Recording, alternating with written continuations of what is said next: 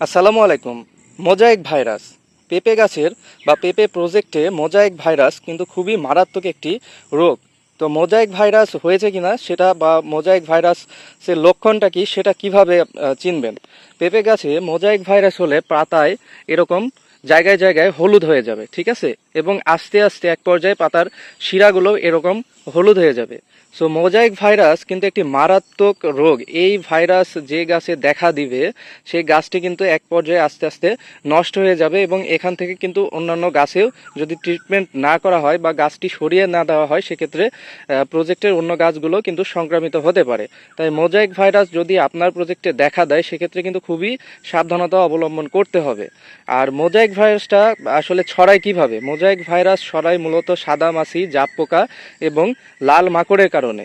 So সঠিক সময়ে যদি ট্রিটমেন্ট না করা হয় তাহলে এই পোকামাকড়ের থেকেই কিন্তু আপনার প্রজেক্টের অন্যান্য গাছগুলোতে ছড়িয়ে পড়তে পারে। সেক্ষেত্রে অবশ্যই আপনাকে শিডিউল স্প্রেটা চালিয়ে যেতে হবে এবং এই মোজাইক ভাইরাস দেখা মাত্রই কিন্তু এর ট্রিটমেন্ট করতে হবে। সো সেক্ষেত্রে আমরা আসি এখনও মোজাইক ভাইরাস দেখা দেওয়ার পরে কী ধরনের ট্রিটমেন্ট দেওয়া যেতে পারে। সো আমি প্রথমেই বলে দিচ্ছি, মোজাইক ভাইরাস দমনের এখন পর্যন্ত সায়েন্টিফিক্যালি বা কার্যকারী তেমন কোনো ট্রিটমেন্ট নেই। তারপরেও কিছু পরীক্ষামূলক ট্রিটমেন্ট দেওয়ার পরে কিন্তু মোটামুটি একটা রেজাল্ট পাওয়া গেছে। সেক্ষেত্রে আপনাকে মোজাইক ভাইরাস দেখা মাত্রই হচ্ছে প্রথম ডোজে বায়োম্যাক্স প্রতি লিটারে 1 ml করে ব্যবহার করতে হবে। প্রথম ডোজ প্রয়োগের ঠিক 3 দিন পরে চ্যাম্পিয়ন অথবা জিবাল প্রতি লিটারে 2 গ্রাম হারে প্রয়োগ করতে হবে এবং এই দ্বিতীয় ডোজ সম্পন্ন হওয়ার 3 থেকে 4 দিন পরে ষোলোবর বোরন এবং এর সাথে হচ্ছে পিজিআর ব্যবহার করতে হবে। পিজিআর হিসেবে বায়ার কোম্পানির কম্প্রেসার অথবা চাইলে ফ্লোরা ব্যবহার করতে পারেন প্রতি লিটারে 2.5 থেকে 3 মিলি হারে।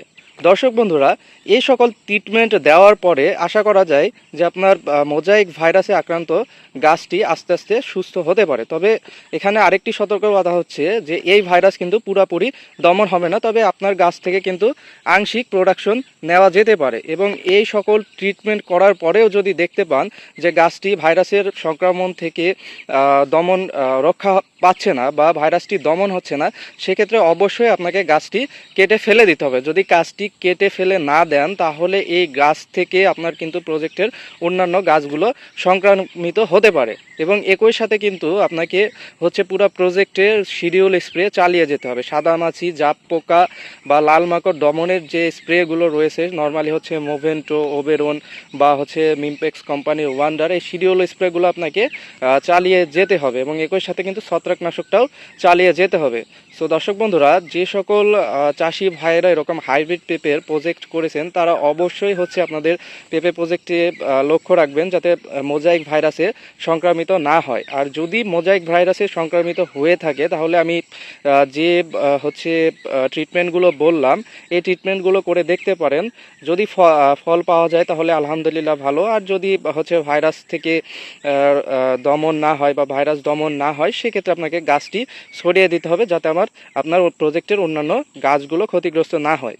সো এই ছিল আজকের মোজাইক ভাইরাস সম্পর্কিত হচ্ছে ভিডিও। পরবর্তী ভিডিওতে পেঁপে চাষ সম্পর্কিত আরও বিভিন্ন টিপস এবং হচ্ছে বিস্তারিত আলোচনা থাকবে। সে পর্যন্ত সবাই সুস্থ থাকবেন, ভালো থাকবেন। আসসালামু আলাইকুম।